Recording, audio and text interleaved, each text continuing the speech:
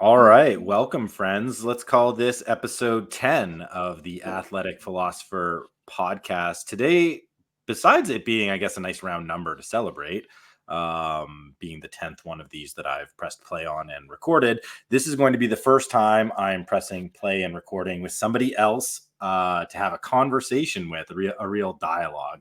So I'm very excited to welcome Patrick Flynn to the show for what I believe is going to be a really fun and open-ended discussion about sports, philosophy, truth, knowledge, and action. Maybe not in that order, Yeah. but certainly we'll hit a bunch of those things.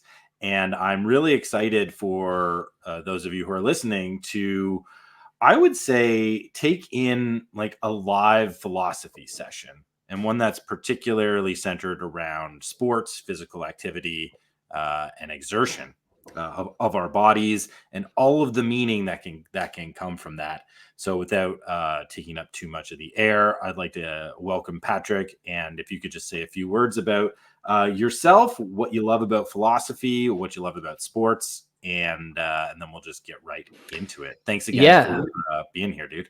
Jordan, it's an honor. Thank you. I did not realize I was the first guest, so I hope to not majorly disappoint your audience here. So a little bit about me. Academically, my background is philosophy. I'm currently actually pursuing my PhD right now, related to issues mostly in metaphysics, stuff that sounds boring on the surface, but I think is actually like deeply interesting once you see all the implications and connections. But sports and fitness, yeah. So what's the connection there? Because I have two worlds that I occupy. One is the world of philosophy, but then my business, what actually, pays the mortgage and all that stuff, is related to fitness. I run an online fitness company called Chronicles of Strength. For over 15 years, I've been providing fitness material, coaching material, specifically related to kettlebells. So how did that come about? Well, when I was going to college, I was on the Taekwondo team at my school. So I got into martial arts sort of like halfway through high school as my entry point to fitness, because I was your classic, like I was the fat kid in my group of friends, right, growing up. Not an athletic kid by any stretch. Not like a super like sad story, but it's kind of lame being the chunkiest of all your friends. You grow tired of that. So I didn't really want to go to the weight room at first because that's where a lot of like my friends hung out, and I knew I would just catch a bunch of crap there. So I stumbled into like literally just driving around with one of my other friends into a martial arts school, almost as a joke. Fell in love with it. Had some great coaching and mentorship experience. Built a lot of confidence. Started getting into shape.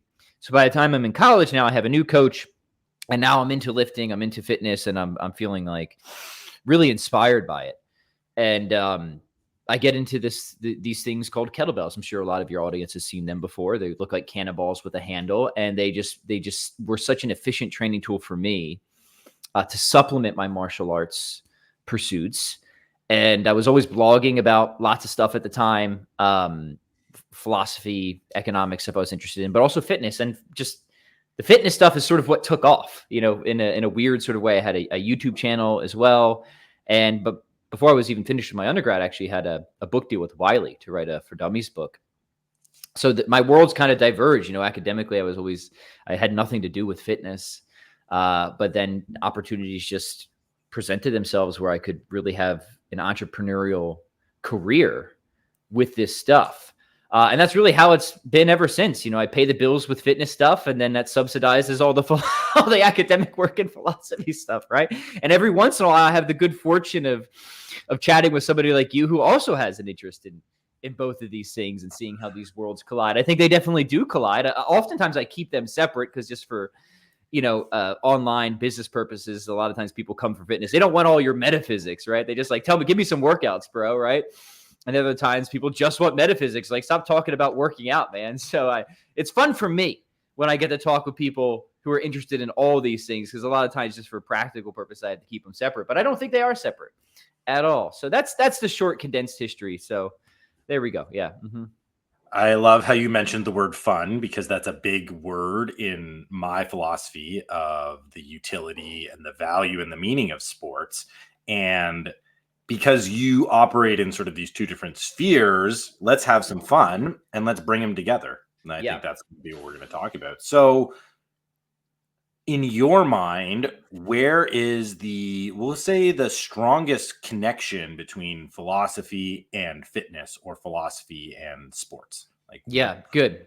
So just to clarify, like, I'm a huge physical culture guy. I'm not a big like mainstream sports guy. Like if you asked me to give the starting lineup of of any like, of like who's on the Green Bay Packers right now, Wisconsin, I couldn't tell. I could maybe name like one player, right? So I don't follow sports a lot, but I'm really interested in physical culture. Because I think that it's really good for us, and there's a philosophical question there, right? The question of what is goodness, right? That's very deep and profound, and the history of it is also really interesting. And I know that's your specialization, the history of it, right? All right, so what is the connection that I see between physical culture and philosophy? Well, I think it depends on the sort of philosophical positions you take on a number of different areas, but two are of particular importance. One is philosophical anthropology. And philosophical anthropology is just trying to answer the question of what is a human person? What is the nature of a human person, right? And there's all sorts of different answers out there. Some people are like pretty hardcore reductionist materialists, and they think that the human person is actually some sort of an illusion. There's just like a sort of collection of particles arranged in a certain configuration, and we just call that by convention. I think that's not just wrong, I think it's insane. But that's an answer. It's a wrong answer, but it's an answer, right? There's other answers that are, so let's say like that answer tries to eliminate, it's an eliminativist answer, right? To use some technical language, of aspects about us that might relate to the soul or immateriality or form, right? But there's other answers I think go in an extreme in the other direction, where they try to eliminate the physical or the bodily, call these idealist answers, or even Gnostic answers, or something like that, where even if they don't eliminate the bodily aspect of us, maybe the bodily aspect is seen as inessential or even a hindrance in some respects, right? And I want to say that both of those answers are wrong, and both of them are actually harmful. I think that what humans are, is following Aristotle, is we're hylomorphic compounds, right? We are body and soul. The soul is actually the form of the body, if you follow Aristotle, right? So if that's the right answer about the sorts of things we are, then we can start to talk about what might be good or perfective of us. And if our body is a real part of us, it's essential to us, it's something that we should have, it's something that's good, then there are going to be certain things related to the body that are important for the good life, bodily goods. And it provides an immediate connection to concerns of health and fitness and physical culture and stuff like that. But hopefully people can see like the connection there, which I think is obvious for a lot of people. Most people just like, yeah, it's good to be healthy. It's good to be fit, other things equal. And as long as you're not like obsessive or crazy about it. But what justifies that is itself a commitment to a particular paradigm about what a human person is, which is a commitment that is not shared by many people. So you can immediately see like there's a lot of very interesting, I think, philosophical questions related to like, is it good to work out? Is it good to eat healthy, right? So that's one. And then concerning ethics is just the study of the good life. But to answer that question, you have to ask, well, good for what? And that connects to philosophical anthropology, right? So it's hard to answer what is good for a human being if you don't first have some conception of what a human being is, right? So I'll pause there and then get some of your thoughts. Yeah. Mm-hmm. Yeah, I love this. So for the people out there listening who are wondering what were all those philosophical words that Patrick just broadsided us with, which were all excellent. On you, right? Yeah. All excellent. They're all excellent, by the way. Basically, the connection between philosophy and sports relates to how they can be utilized by individuals in their lives, right? If we're trying to extract out something we can use, you're talking to us about goodness, or what Aristotle calls, right, the good life, or a life that's aimed towards the highest potential and the deepest meaning that any one individual can sort of actualize and realize in their life. And so the next question would be how, right? How do we accomplish this? You ask questions like, is it good to work out, right? Is it good to be fit? Those are kind of general, nice and broad general questions. But I think for us, and the way I approach kind of the nexus between philosophy and sport is, what are the ways in which it alerts or informs an individual of how to live that good life? Yeah. Right? Yeah. Good. Well, I'll keep borrowing from Aristotle. So for Aristotle, Please, Aristotle's my guy. yeah, So yeah, this yeah. is excellent. I think we mentioned this in our private chat. One saying I heard about Aristotle once is, I like this. Aristotle got about 70% of philosophy, 70% right. Which, if you do the math, is what, like 50%. It's 50%, right? Pretty darn good, right? Pretty darn good. It's Yeah. around half. So like if that's right, that's all right. He's a good starting point, right? Maybe we need to refine a little bit around some of the edges and stuff like that, right? Philosophy's hard, right? So like for anything that's different. Messy. Yeah, philosophy's hard, philosophy is messy. So I think he's a good starting point. Right. So for Aristotle, the good life isn't like the highest good, it's the whole of the good. That's an important distinction. It's an important distinction. Can you tease that distinction out? Yeah. A little So bit more? when Aristotle thinks about the good life or eudaimonia or human flourishing, he thinks you can't really assess it at any particular time. It's like a symphony, right? How do you know if it was a good symphony? Well, you have to wait till the symphony's over, right? Because you could be at any particular point in the symphony, but you have to see how it sort of integrates overall, right? I think that's very intuitive. I think if we look at some of the best lives, there might be portions of those lives that seem really bad at that particular time because they're suffused with suffering or pain or challenge, but then you see it in relation to the entire life, and it's actually a very beautiful picture how it's all integrated, right? And there's different goods for us, right? There's bodily goods, there's intellectual goods, there's spiritual goods. So the good life is the whole of the good, the integrative good, right? And we're focused on, for physical culture, bodily goods. But bodily goods, of course, relate to other goods, psychological goods and intellectual goods. If we follow the sort of Aristotelian tradition of ethics, Aristotle is a virtue ethicist.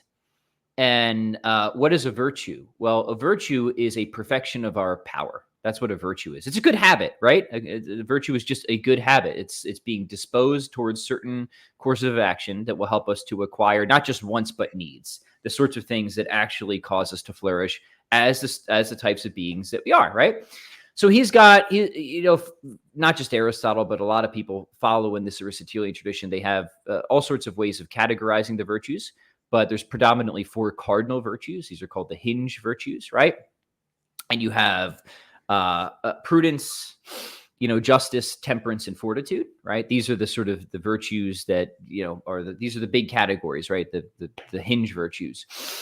And we can, I think, easily see how there can be opportunities to develop some, if not all, of these virtues in physical culture. I mean, the obvious ones are temperance and fortitude. I mean, just think of diet and exercise, right? Disciplining the desires to make certain goods at first accessible and then effortless. Things like fasting, self-discipline, self-denial to improve bodily health and sort of rein in the passions, right? The passions or various appetites are something that need to be sort of disciplined and controlled by reason. And you do that through repetitive courses of action, right? So this is why a virtue is a habit. It requires practice and repetition to really refine and develop our powers.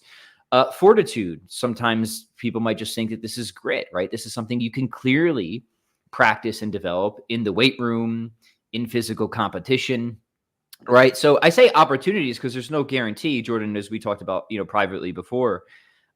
Intentions and circumstances matter too when trying to determine whether something is good. This is very Aristotelian. So like you can go into the weight room or dietary programs not with good intentions, but because you're a total narcissist, right?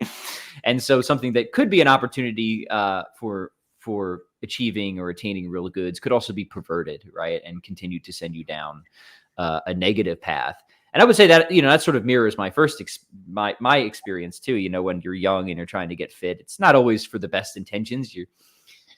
For me anyways, it wasn't. I was kind of a young narcissistic punk in many ways, and it wasn't great, right? And so I had to work some of that stuff out, and through time and a lot of, hard lessons learned, I think I have a much better perspective and intention going into physical culture now than I was much younger. So yeah, sorry, I just dumped a whole lot of other stuff out. So let me have you just clean up that mess, and then we can take take it from No, there. that's great. That's great. I said philosophy is messy, and this is a real-time live workshop in exploring ideas, right? And being creative and imaginative Mm-hmm. in an exploratory and open process.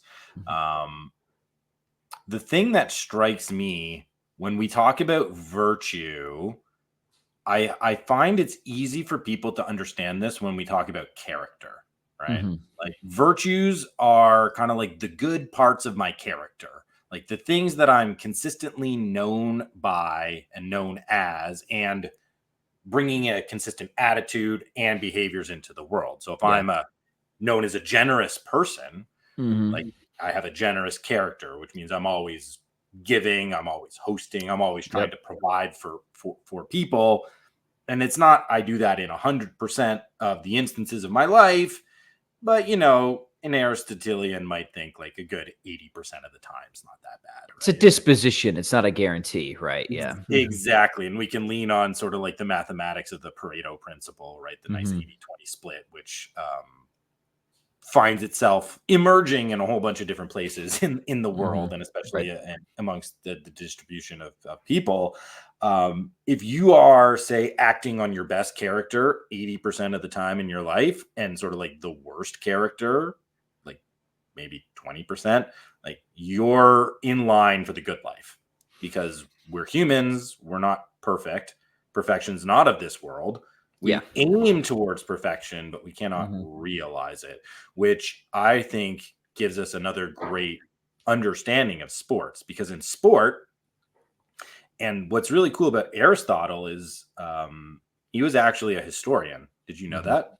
He was And an Olympic. he had skinny legs, from what I hear. He had Yeah. skinny legs, but he was an Olympic historian. Mm-hmm. So he spent a good amount of time chronicling the history of the Olympics and Mm-hmm. the various champions and all of the athletic events.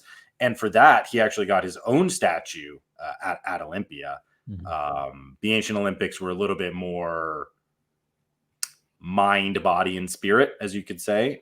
There were lots of philosophical and intellectual performances. A lot of the famous mathematicians would Mm-hmm. go and, like Pythagoras, for example, would go and explain his new thoughts and ideas every 4 years at Olympia.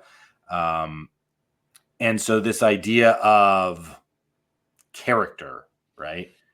And the opportunity to let the best parts of my character show up, but not just show up, like train and become disciplined in the same activity, Mm-hmm. is I think what tilted sport, in that time period that we're talking about, towards one of the highest goods attainable for Yeah. any individual.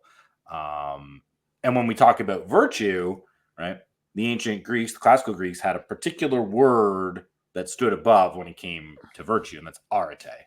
Yeah, yeah, yeah. Those are great points, and a question, of course, that comes up for Aristotle and many others is, well, how do I become a moral person, and how do I know what that's like? And he's like, well, you know one when you see one. There are these moral exemplars, so go find one and imitate, right? Do through imitation.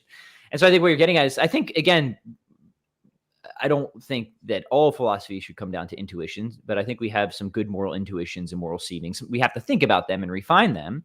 And we see this in sports, right? And we tend to admire a lot of people who exhibit these certain character traits or virtues in sports. And sometimes we can realize it's a mixed bag. Like, okay, this person had a lot of, grit and fortitude, but they're also kind of a jerk. They weren't really gracious, right? But we really admire those people who seem to have it, who seem to have the whole of it, right? They had the grit, they had the fortitude, they had the discipline, but they also were gracious, um, kind of pointing more outwards than inwards with a lot of their endeavors.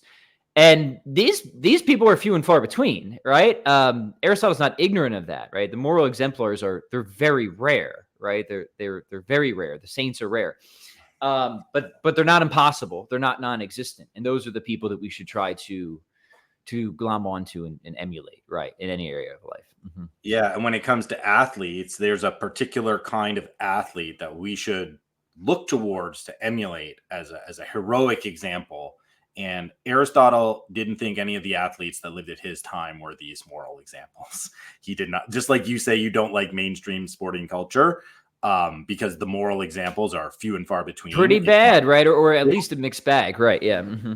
I would say in the mainstream sporting culture, it's difficult to it's like picking out that needle in the haystack at this point of the elite athlete. So like the top of the level athlete in terms of their physical performance is also the person with like the highest sort of moral character that we would also want to emulate. It seems at this time, and certainly back in Aristotle's time, that you could have one or the other, but not both, because of specialization in athletics, because of commoditization, because of status and prestige and wealth that was showered onto these athletes, not at the Olympics per se, but when they would return home as like conquering champions. You basically never had to eat. You get free food for life. You get a great job. Everybody loves you, right? That idea of the celebrity athlete was something that Aristotle was not a fan of. And even the idea of specializing, right? For Aristotle, like the most moral of all the athletes was the pentathlete, was the one who trained to be pretty good in a whole bunch of different disciplines. The generalist, not the one not the one who just trained to be great at sprints so that they could win every single sprint race and just be a sprint champion. Yeah. That was sort of unbalanced moral conditioning, I guess you could say. If the idea is to like develop the body generally, that's a way to have our characters be effectively generally developed over time. And when thinking then about, well, what is this example, right? It has to do with this idea of arete, which for the ancient Greeks, it's one of those really difficult Greek words to translate into English. Some translate it just as virtue, like it just means virtue or excellence or aiming at excellence. Right. But I think a really good working definition for us to use is it's the combination of body and mind in order to aim at spiritual excellence or spiritual righteousness or morality. So it's bringing the best of my mind and the best of my body together to bring out the best of my entire character. Like, and for the Greeks, that was the top virtue. That was at the top of of any. So, all the courage, intelligence, knowledge, bravery, right, generosity, kindness. All those were subsumed underneath arete because it's the meta virtue, right? Yeah, it was the meta virtue. Somebody who had arete effectively had all those. Yeah, it's this is where it can get a little confused because for Plato that's justice, but he doesn't mean justice like later people would mean it as a cardinal virtue. He meant it as meant it as the full integration. For Plato, justice was the meta virtue. That's right. Yes, not like John Rawls or something like that. Yeah, or even just later Aristotelians who just think of justice as giving somebody what they are owed, right? Yes. And that's true. That's a part of it. But for Plato, justice was the more encompassing meta virtue of total integration, right? Of being properly or rightly ordered. So that's a good point. I guess just to give like people some more historical clarity, it should also be pointed out, and this is an area where I think Aristotle is both correct and incorrect for deep reasons I don't totally want to. We could get into it, right? Aristotle is a severe pessimist, almost to the point of being a cynic, as to the point of like how many people he thinks can actually achieve the good life. Right? So he's not a flowery guy. He essentially thinks like, look, if you don't have a good early start in life, if you don't have a good, decent amount of material conditions, so he rejects stoicism. He's like, it doesn't all come down to us. There are external factors, right, that help to influence a good life. And if you don't kind of have like a lot of the virtues worked out by the time you're 30, and especially if you have a lot of the bad virtues by a certain age, he's like, you're pretty much screwed, right? So he's not the rosiest guy. And that's where okay, he got 70% right, or whatever, right? There's a part of me that has deep agreement with Aristotle there. There's another part of me that has deep disagreement.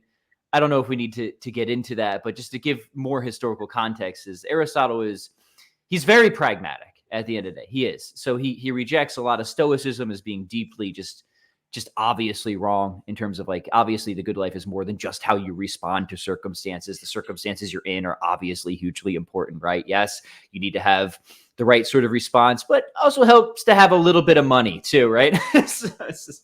But not too much, right? To be corrupted and stuff like that, right? So he's a deeply practical and pragmatic guy who I think does do a great job of often navigating extremes that are completely wrong on many different issues, either what the good life is practically in response to Stoicism or avoiding the extreme realism of Plato.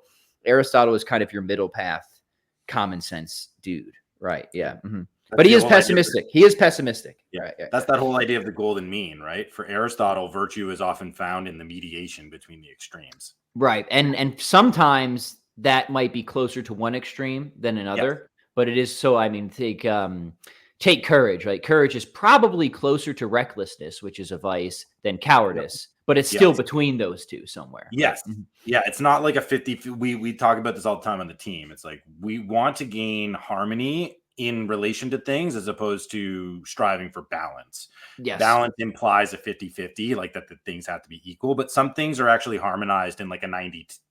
That's exactly Aristotelian. Yep. Spot on. Mm-hmm. Yep. And I think he's right about that. I mean, obviously.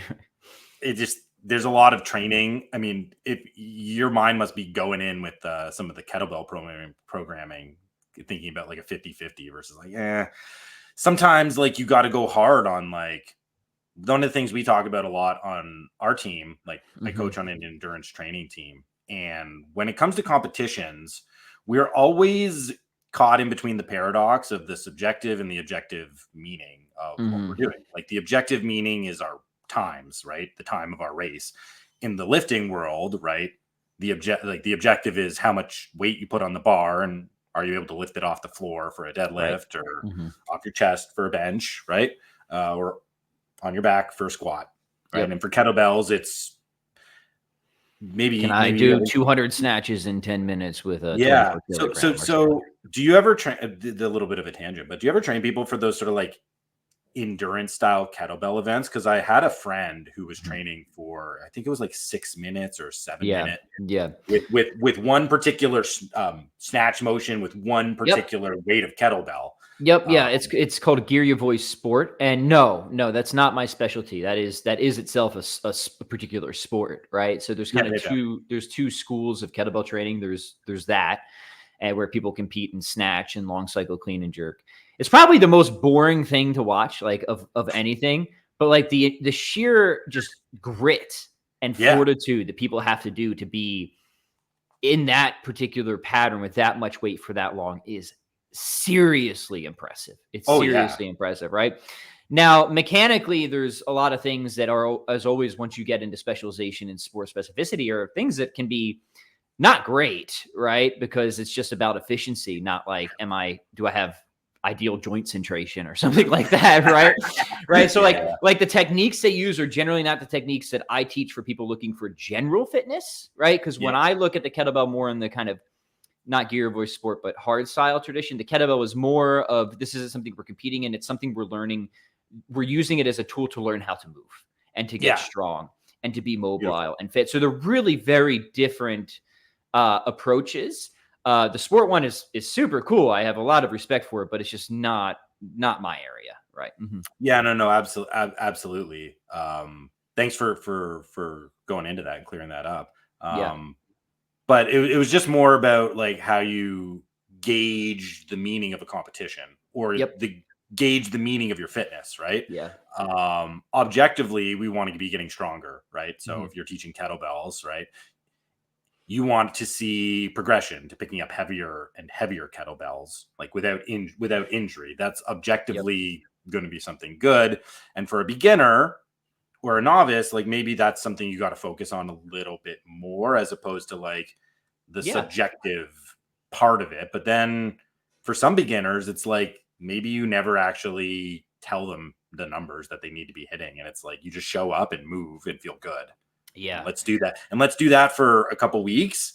And so maybe for some people in a training split, their golden mean or their harmony is like 90% objective and 10% subjective, or flip back the other way, depending on where they are in their individual arc. And this is what kind of relates to Aristotle's, we'll say like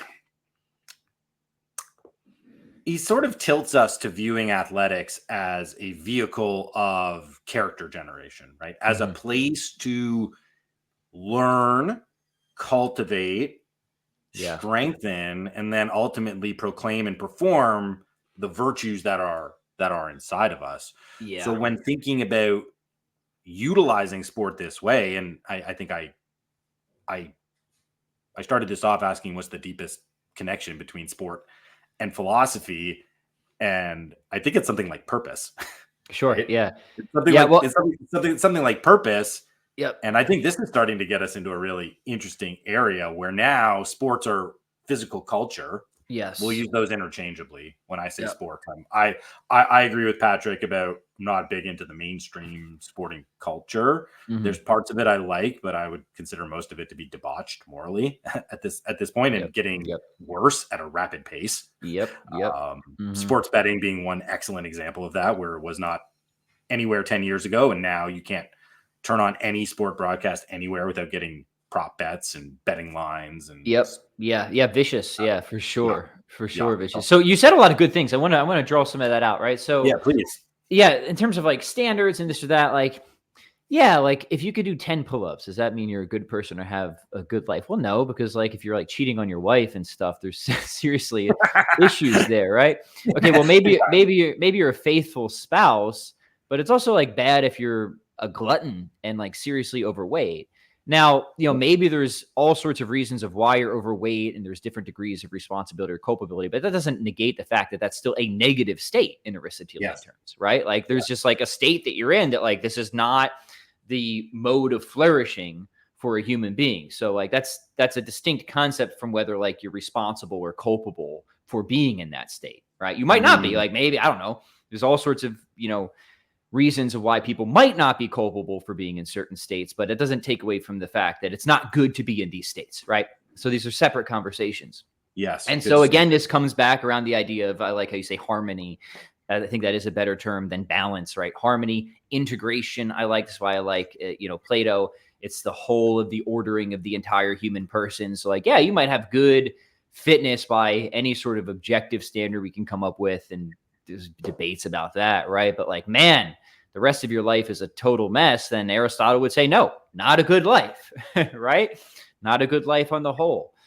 So yeah, and it goes the other way. Like you might have other areas of your life rightly ordered, but if your physical health and fitness are so deteriorated and you're just deeply physically incapable and a lot of pain all the time, also not good, right? So it's not it the and I think this is the beauty of the Aristotelian system. It's you have to look at it holistically. It's like, again, like I like the symphony analogy, right? You can't look at any just one part or even one time slice.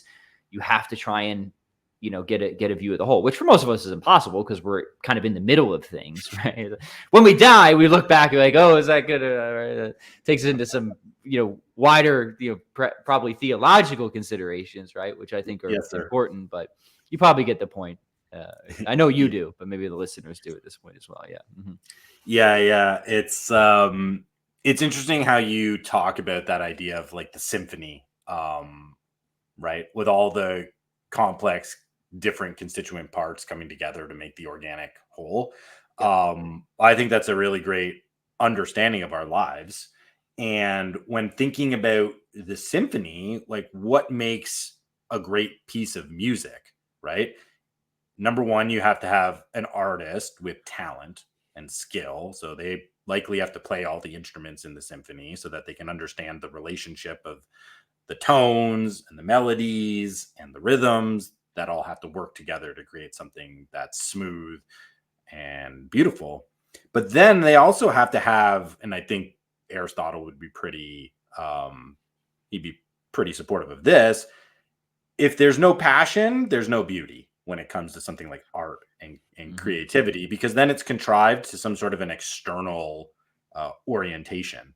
So if I write music so that I can get paid, and that's my number one reason for writing music, I might write very popular songs, but they're not going to be beautiful in this timeless sense of expressing something deep inside of the person, right? Who just needed to get it out, right? And this brings us back to how we should be utilizing sports and physical activity in our lives if we want the deepest purpose or the most meaning to come out of them. And for me, that's the philosophy I'm most interested in. Like, we can debate what sport is ontologically, we can think about the metaphysics, and that's great, but I want to understand so that I can help people live a better life. Right? Yes. I need it to be applied, and I want it to be related to an individual's subjective understanding of themselves. So I think I used this term in our private chat that I just consider myself an applied phenomenologist. Phenomenology is simply philosophy of experience. So we take our experiences in the world and we use that as real primary evidence to extract out truth, right? Because that ultimately philosophy is a search for truth, whether that's a truth of who we are, where we come from, what the world is, or, hey, what did that marathon just feel like? And what did it do for me? There's a different kind of truth there, right? And we can look at the numbers and say, oh, you ran 3 hours and 58 minutes and your average BPM was this, and you had some negative splits in the final 2 miles. So we can look objectively at that, but then subjectively, it's what did you learn about yourself in the process? What limiting beliefs did you break down about yourself by assuming a kind of a heroic identity of struggle, sacrifice, delayed gratification, execution, performance, transcendence, right? And then effectively the return.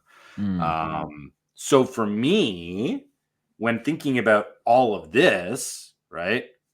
Art, creativity, exploration, imagination, sacrifice, struggle, dedication, discipline. When we are utilizing sports properly or physical culture, it reverberates from the heart on out. It's intentional and it's intrinsically motivated. Aristotle, you mentioned eudaimonia.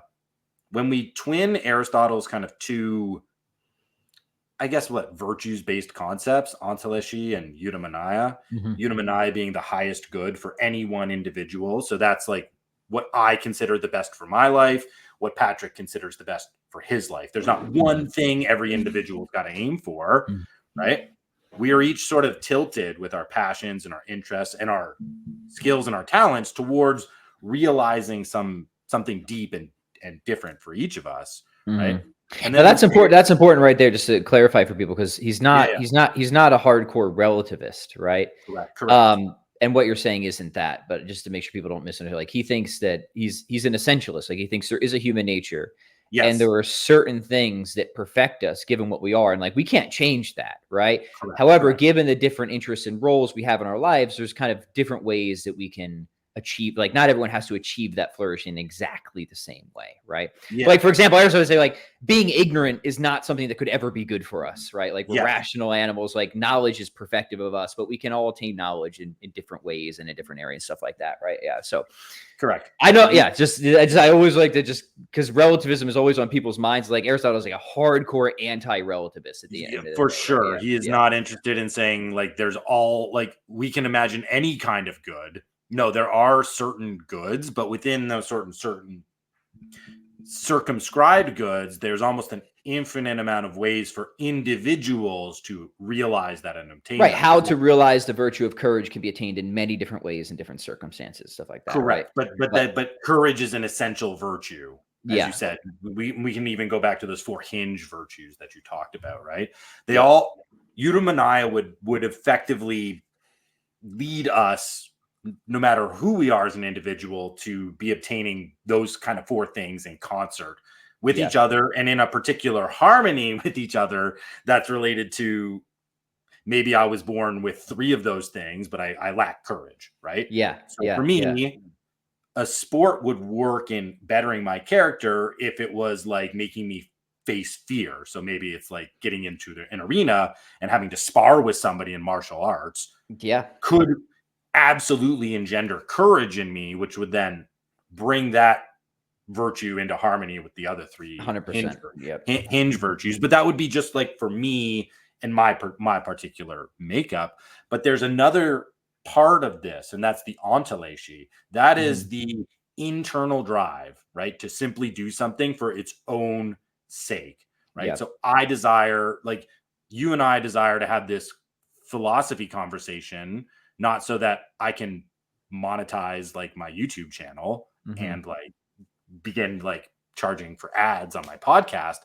It's so that we can have an open discussion and search for truth together, which we both value for its Its own own sake. Yeah. sake. For Mm-hmm. its own sake. So if we don't have that crucial intrinsic motivation, we're going to be lacking the sort of the moral heft that the activity needs for us to be gaining that most out of it. So to go back to that composer, right?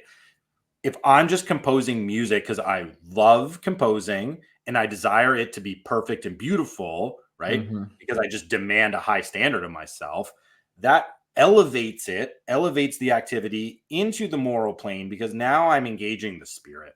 Now I'm Yes. engaging the soul because the soul is the part of me that aims for perfection when the mind pragmatically says, yeah, but you could have 90% and just get out of here. And the Mm-hmm. spirit says, no, I want the extra 10%. I demand the extra 10%.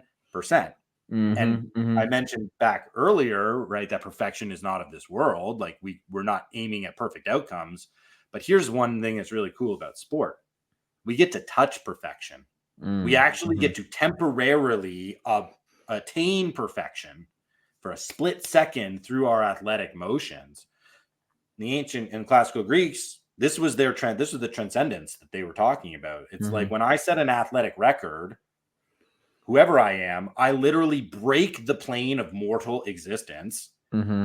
I reach into the divine realm. I touch the fingertips of the gods, and then I descend back into reality. Right? Yeah. Yeah. Yeah. Yeah. I can be perfect, but only for the moment that my body, mind, and spirit align and obtain the Yep. perfection together. Yeah. And Yeah. it's fleeting, and then it's It's gone. it's yeah, it's beautiful. It's romantic, and you bring up music. I mean, music is the other. I've been a musician, guitarist all my life, and Yeah, and me I too. I, I think that this is another great example of that. I mean, you can always just. I mean, you can tell you can tell when something is phoned in. It's artificial. It's for the money. Okay, like it was technically well performed, but it's missing that quality that you're talking about. Whereas you can find other stuff. I'm a rock guitarist at heart, so I'm going to go to Van Halen, right? Yes. I mean, listen to Van Halen's Eruption, right? It changed the guitar scene. And what is it, man? I mean, it's the musical equivalent of what you just talked about. It's not technically perfect, as any guitarist will tell you. Like, there's a few mistakes in there. It's even Eddie said you can't like he wasn't totally happy with the take that he took, which is crazy because it's still like a virtuosic performance beyond anything, right? But it's not technically perfect like other more artificially produced pieces of music can be. But there's a quality to it where you can tell that this is a man that is doing it for its own sake, right? This is a man that is just on. He's got that fire, and that he's not doing it for the paycheck, right? Um, and you can taste that. You can tell, right? And I'm not saying that Eddie Van Halen was a moral exemplar overall by any stretch of the imagination, but like this is a particular instance of what I think you're talking about. That isn't just something that happens in sport. It does happen in sport, but it happens in other areas of life too. So I just wanted to throw that out as another example to think again, like I think people are intuitively in touch with this, right? This is something that we can recognize just on a very basic phenomenological level, whether that element is there or not. And you see it on YouTube too. I mean, like you can just tell when people are phoning it in for the monetization, right? Or when people are really just on fire doing something for its own sake. And I think one is just inherently far more attractive than the other, right? Mm-hmm. Yeah, because it's bringing about that like internal character, right? It's bringing Yes. about that spiritual quality of willpower, of determination, of recognizing struggle and sacrifice as the direct vehicles towards transcendence, right? That's the main thing with pretty much all religions is like you Yep. got to give something up in order to gain. And that's actually just like the nature of the world. There is no such thing as freedom. There's no such thing as free anything. Pardon me. There Yes. definitely is freedom. There's no free anything. Mm-hmm. Right. So if Mm-hmm. I get something, I've got to give something away. Like that's just Yeah. the nature. It's the nature of the universe as we experience it. And by divining that into an activity that brings you about towards the good life or towards character development and virtue, any activity that impresses upon us the value of struggle or sacrifice has, I believe, a little bit of an outsized moral heft to it. And certainly athletics, I mean, the whole thing is sacrifice and struggle. Like training, what do you give up? You give up leisure time. You give up some nutrition, right? You give up sleep. You give up all of these things in order to get your butt down to the gym or the track or the pool or whatever it is you're training, right? And then once you've sort of made those sacrifices, then you start to make the physical sacrifices of your calories, your muscle burn, your heart rate, your sweat, right? And then, oh, sorry, go. No, you finish your thought, and then I'll jump in. Yep. And then to take it to its logical extent, right? In athletics, it's got to be public. Like you cannot simply just be the practice player who does it all without anybody ever seeing what you're doing, because part of the value of athletics is that honesty and the truth, right? Like you got to get on the platform, man. You got to get on the stage if you're a musician, right? This is one of the things I hate about social media, especially in the music scene, is, man, everything is so artificial, right? What you see are hardly ever live performances anymore. What you see is like the 179th take that somebody did in grandma's basement, right? In the safest environment possible of a 10-second clip. It's like, man, that's not human, right? No. There's something off about that, right? That I find not appeal. Like, I would rather see the warts and the mistakes, but you're on the stage, you're on the platform, really giving it to me, man. Like, that's what I want to see. 100%. Right. Yeah. That's like the truth, man. It's like the truth in the performance. Did you do it? Did you not do it? Why didn't you do it? Why, if it takes you 179 takes to get something, like, you don't got it, dude. Not really. Nope. Right. And what you got is 178 lessons. Right. So right. Like, so the sacrifice that comes with the public performance is like reputation, it's ego, it's risking humiliation, right? And putting yourself out there is very risky. In any endeavor. It's an opportunity for courage. Exactly. Yes. Right. Exactly. So there's sacrifice in like kind of every single element, at least in terms of physical culture or sports or training. That is honest. It's probably the most honest kind of sacrifice that we can feel in what we'll call like a creative expression. So when I talk about sports being one of the highest things we can do for character development, it's as a creative expression that comes from the heart. So it's like, I desire to run fast because I love the feeling of running fast, right? And I want to improve my skill in running fast so that I can run faster. It's like when you're a guitar player, you want to acquire skill so that you can play more beautiful music, right?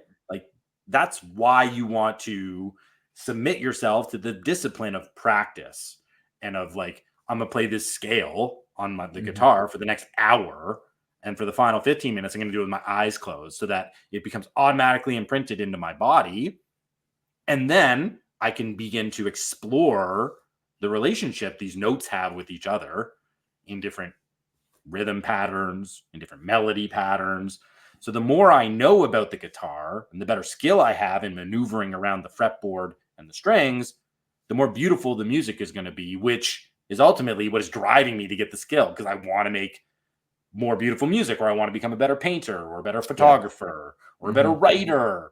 Like, we all understand this in the creative arts, but we don't think about it in terms of the creative physical expression or the life as a whole. I mean, music is a great example, right? There's certainly like downstream in the Aristotelian tradition, you have different distinctions of freedom. You have freedom of choice, yes, but you also have what's called freedom for excellence. And the idea of freedom for excellence is when you limit your options through choice to discipline your desires to make the good at first accessible and then effortless, right? And that's exactly what you just talked about for music, right? You're aiming for a particular freedom for excellence, right? The ability to express yourself on an instrument that very, very few people have the ability to do by first disciplining your desires, right? Constraining yourself, using your freedom of choice to whittle away options to make this certain good at first just accessible, right? Just like be able to access it just a little bit, but then eventually over time to make it truly effortless, right? That's a powerful distinction, right? I think, and this is something that's sort of brought out in the later scholastic tradition, right? That the human beings by nature, yes, we are creatures of freedom of choice. We have real agency, but we're supposed to use our freedom of choice to reach our terminal freedom, our freedom for excellence, which is the whole of the moral life. And I think examples like music just give you a particular instance of why that concept makes a lot of sense. But for human beings, you're supposed to apply it generally, globally, for the good life. Yeah. Mm-hmm. Yeah, absolutely. I love how you talked about effortlessness, but an effortlessness that derives itself from the discipline. There's a Taoist concept called Wu Wei, which is actually really strongly related to that. And this is this idea of effortlessness excellence, but that only comes from the combination of knowing the activity, like intimately knowing the activity, and then disciplining yourself to acquire the skill in that. So it's very similar to that. And that's a moral exemplar. Really, that's prudence, right? The truly prudent person isn't somebody who has to sit down and think for 3 weeks about the right decision to make. Correct. They are somebody who's developed the moral character and the moral street smarts, the moral skill, if you will, to be able to make good judgments then and there, right? They have this freedom of sort of moral excellence, right? And we all know at least probably some people that seem to have this ability, right? That are just good people who can make good decisions in surprise circumstances, right? Yeah. And that's the whole idea of character. It's like when the chips are down, what part of me is going to emerge? It's like if you just threw Eddie Van Halen a guitar in pretty much any situation, he's going to be able to produce something impressive out of it, right? Yes. Swap the relevant things around for morality and the good person, right? That's the idea, right? But it isn't like that isn't something that comes overnight. That's something that comes through a lot of hard work, repetitive efforts, thoughts, imitation, so on and so forth, right? It's a point you arrive at, right? Yeah, over time. And coming from the right intention, right? That's huge. Yeah, absolutely. For everybody listening out there, like it's extremely important that we focus on the intention here, because where I'm coming from determines where I'm going to go, right? And Aristotle's all about aim, and what aims you. Is it the external reward or is it the internal desire? And that's a big distinguisher between a moral action and an immoral action. Not all of the time, but but a lot of time. Yeah, like certain acts. A lot of the time. Yeah, certain acts, in and of themselves can be, morally neutral, or some of them morally bad, but often what sort of specifies an act in its total character is not just, the action itself. Correct. Like punching somebody, right? That could be good, or that could be good or bad, right? Actually, what are the circumstances and what are the intentions? These all sort of are ingredients that factor into the moral specification of the overall. That's such a great example too. Like it's one of the reasons I say, like, are you being a bully? Are you a boxer? Are you in self-defense? Right? What's your intention? Is it to just disarm somebody, or are you just trying to kill somebody? Right? These things all factor into the overall moral assessment of particular actions. Right? Yeah, exactly. Most things are neutral. It's our intentions that tilt them good or bad. And some things are just bad, and some things are just good. But most things are, it's up to us to determine the sort of the moral output. And intention is the primary driver of that. So I think that's a great example. Man, this is a lot of fun. This has been great, man. This has been great. This is a great conversation. Let's try and wrap this guy up here. I want to know about you. You mentioned like you weren't sporty, you weren't into physical training when you were young. How has finding physical culture for you materialized and manifested in what we will call a good life for Patrick? Yeah, well, we're still working on the good life, so don't ask me till it's over, right? Well, let's say that's allowed you to live a better life. Yeah. Yeah, and that's the other wisdom of Aristotelian tradition is, hey, don't get complacent, No, of course. Yeah, And right, for that's sure. certainly a Don't be beautiful part of training. don't be presumptuous either, right?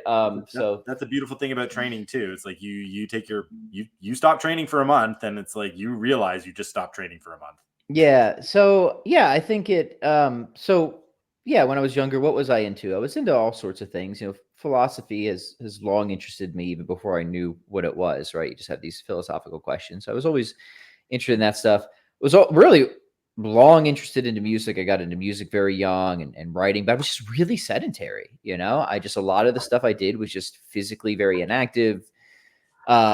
My parents did not really encourage me to play sports. I dabbled here and there, but I was also kind of like more or less allowed to just like, if I didn't like something, just quit right away, which are not good habits, right? Those aren't good habits to develop. So those were things I later had to really work to overcome. So there's missed opportunities.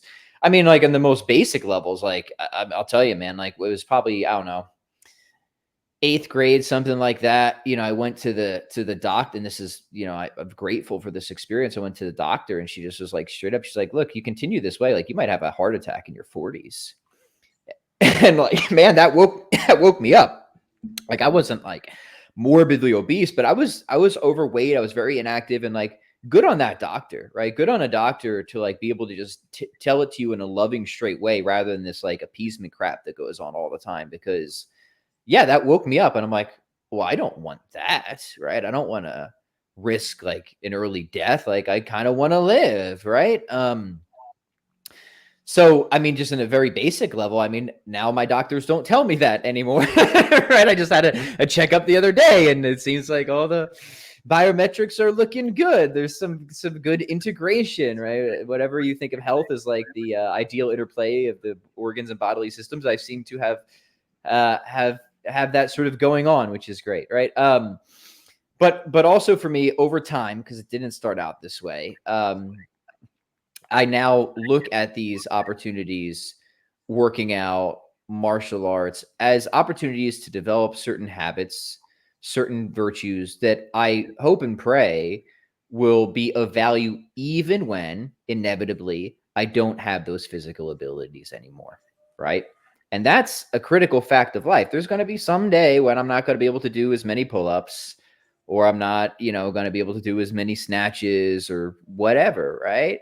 But what will I have gotten out of my practice of that, right? And this, I think, is maybe the thing I want to lead with people. Like part of the intention and whether this is going to really contribute to your good life is like, are you making an idol of certain things? Are you parking your identity in certain things in the gym that in the long term will actually be quite detrimental to you?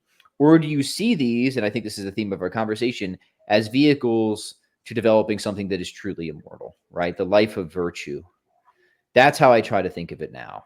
Am I perfect? No, of course not. But I think that sort of orientation is what I would want people to contemplate and leave them with in our conversation today, right? Yeah, that's beautiful, and it sort of gets back to the sage wisdom of Aristotle, who, when speaking specifically about beauty, he used the analogy of physical training over our lifespan, saying that young, middle-aged, and old people, they have to aim at different things when they train physically in order to extract out the true beauty or the true good qualities of that activity. So it's like when I'm 20, what do I train for? For looks and for power, right? Because that my body is young, and like this is my chance to really develop it.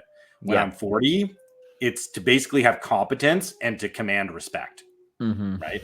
So it's like to Mm-hmm. be able to do the thing, to do it well, and to be confident in that knowledge, but also just look good.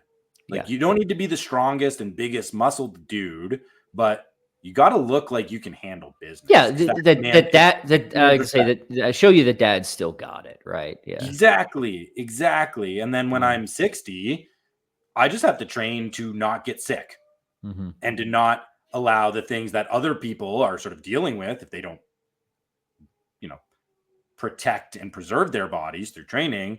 Yep. It's to ward off illness and deformity. And Yeah. what I believe is the sweet spot for individuals is aiming at all three at once. Mm-hmm. It's good to aim at when I'm young and I'm in my 20s, it would be pretty wise of me to think about, hey, is this activity going to set me up to live a good life in my Right. 60s? Think about how that elbow tendonitis might affect you when you're 70 years old. Think Right. about Yeah. think about all the trend that you're pumping into your body so that you can, Yeah. No right? kidding, So that man. you Right. can look buff, right? Well, that's going to have a lot of downstream effects on your health when you're 40 and when you're 60. Yeah. Maybe before that too. Yeah, man. But yeah, Right. for But if sure. I'm I'm totally 60, with you. but if I'm 60 and all I'm doing is working out to like stop my body from deteriorating, like All you're that's not doing are gonna like wrist circles or something like that, right? it's not gonna motivate it's not gonna motivate me to bring up my best, right? So With it's you. like when I'm 60, I kind of want a little bit of that 20-year-old jam. You And I should kind of still want a be little bit deadlifting, brother. Yeah, get after that something bar. it's Right. I Yeah. if we're trying to find the harmony of the Yep. greatest sort of like utility or value of Yeah. sport, it's like something like that. I should Yeah. always be The aiming for proportions might change, but the ingredients are effectively the same. I'm with you. Yep. find the individual golden mean between those three different positions when it comes to physical training. And you're automatically going to have that internal drive to go for Yep. excellence, like that young 20-year-old. You're going to Mhm. be pragmatic and sort of like gauging your physical health, like that 60-year-old, but you're going to be doing it in a way that commands respect in your identity and your purpose, which is like what that 40-year-old's got to do. So Bingo. we should really be striving for all of those things. And your story that you just sort of finished off with, I think, is a really excellent understanding of those three different areas and how you are calibrating your golden mean, right? To utilize training in a deep fashion that is making you better and leading you towards the good life. Like you just mentioned yourself explicitly, I want to train in virtue, knowing that it's going to help me, even if it's not physical. It could be physical nature now in terms Mhm. of courage, but even when I'm older, I'm going to need courage, even if I can't express it physically. So by doing it Exactly. now, I'm going to be effectively encoding it into my body That's the and into hope. my mind, into my spirit. Yeah, and Mhm. that's where the prayer comes from. Mhm. Absolutely. So I think Patrick's given us a really great kind of like finishing sort of end to this where, yeah, there's a lot of concepts. We've talked a lot about ideas, names, like philosophical understandings of things. But realistically, if we can't apply it and we can't make our lives better in terms of body, mind, and spirit, then I don't want to be involved in it. And I think that's a great way to root it into action and into our own individuality, Mhm. that we don't need to go after what everybody else tells us we have to, but we've got to go after things that we know are good for us, Yeah. right? And training, sports, physical culture, physical health, athleticism, when done with the obvious right intention, we all know how deeply good and powerful they are. And that's kind of it for me. Anything else you'd like to add on? This has Nah, been a man. really great, it's been a really great and cool conversation. I just really appreciate you coming on and taking the time to explore and to share your thoughts and your experiences. It's been really Yeah, great. likewise. This has been a real treat, Jordan. I appreciate you. I appreciate your audience, and I hope we can do it again soon. Yeah, absolutely. Definitely will not be the last conversation we have on these topics. So we'll kick this, we'll close this guy off. That was a really fun first interview. I am looking forward to bringing on more people to have these types of discussions. And certainly Patrick and I were more philosophical. I'd like to get on some people who are much more into the physical and then extract out some of the philosophical with them. But we'll certainly be back onto the more heady side of this in the future. And certainly we'll be inviting Patrick back to have some more intriguing discussions. So thank you again. And we'll catch you guys later in the next episode. Peace and love, everyone.